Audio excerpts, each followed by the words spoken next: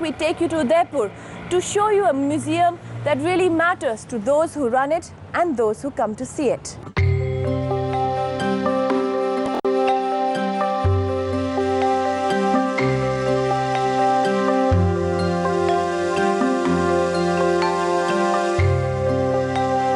Petula Lake, the perfect place for a sunset view of Udaipur's famous city palace, from where the Rajputs of Mewar have ruled for over 4 centuries.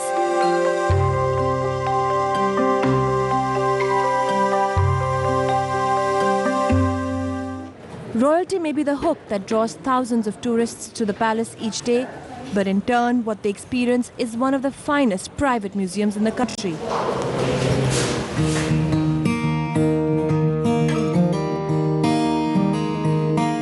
The museum is run by the Maharana Mewar Charitable Foundation, started in 1969. Today, Shriji Arvind Singh Mewar takes a keen personal interest.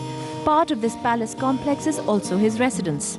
The reasoning behind the number of footfalls is that we are looking at the city palace, Zanana Mahal and the Mardana Mahal, as museums and not as personal places of residence as it used to be. They've been professionally converted into different galleries showcasing different artifacts so that people can get to see how it was.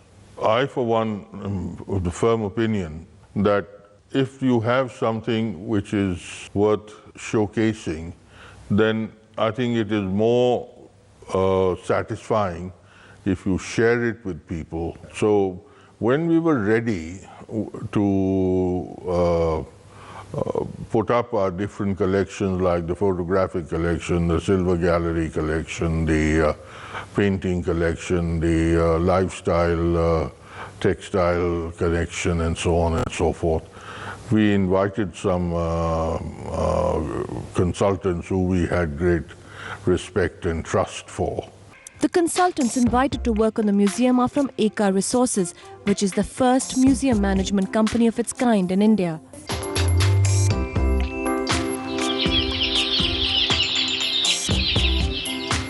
Eka's services come at a cost, but they bring the highest possible standards.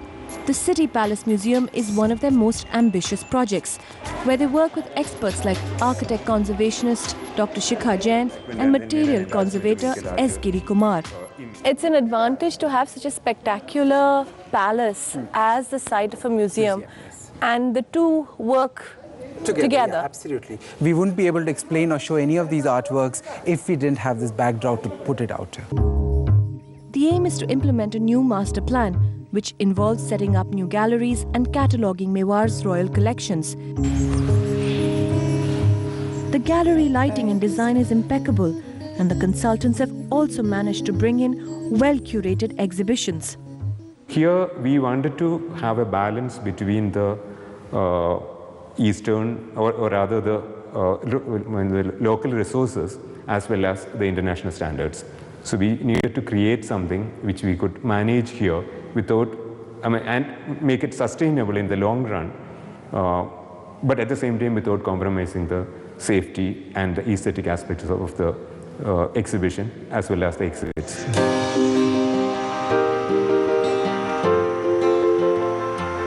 This is also the first time, and this is the new trend that we are trying to initiate in Udaipur, of getting the locals involved with the museum. It's not just for outsiders or tourists to come in, but very much a museum for the people of Udaipur as well.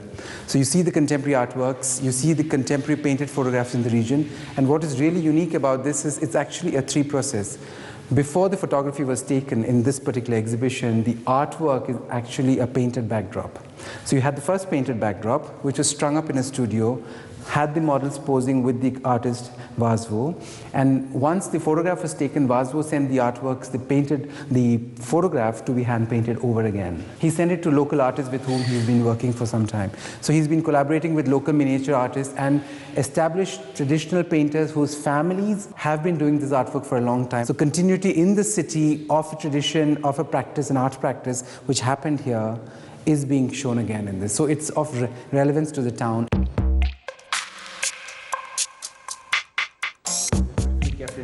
Next on the agenda, a gallery which will display Mewar's photography collection. Royalty in India had an abiding relationship with the camera. Mewar's collection is the largest and oldest. The collection belongs to the Maharanas of Mewar of Udaipur. So we've got photographs from the 1850s onwards. So this entire photographic archive of about 35 to 40,000 images is one of the single largest repository of photography in India, intact, of a princely state, maintained beautifully over the last 150 years or so.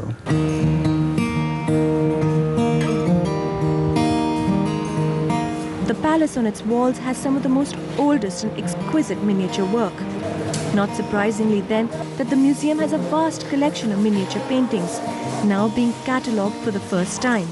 This is like an example of a cataloging sheet, because most of the time there are old inventory numbers written on all the visual, including photographs also, like on the paintings. And then we give a title to it, artist, if we know the artist, if it's ascribed, or we have to attribute, and then something about the style and material and process in detail, and what is shown in the recto and verso of the painting, and inscription. Inscription are the most typical job, one of the most typical jobs, where we put inscriptions in with transliteration marks and then translation of them.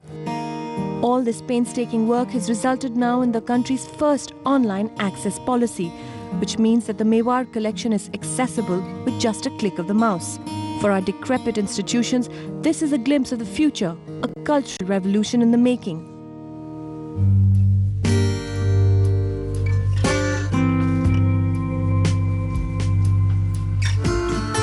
If the consultants bring in cutting-edge science and sensibility, they have the advantage of building on solid foundations. Bhupender Singh of Awa, who oversees the museum, has nurtured it with passion for the past 10 years. Here they keep a record of the people who are visiting, and it's also like men, women is separate, children. Then there's people from Udaipur, then there's west of India, north of India, south of India, east of India. Then Europeans, Italian, French, Germans, Americans, Japanese, Israelis and others. The entrance tickets are nominal, and the museum draws as many as 8,000 visitors a day during peak season, numbers unheard of for most museums.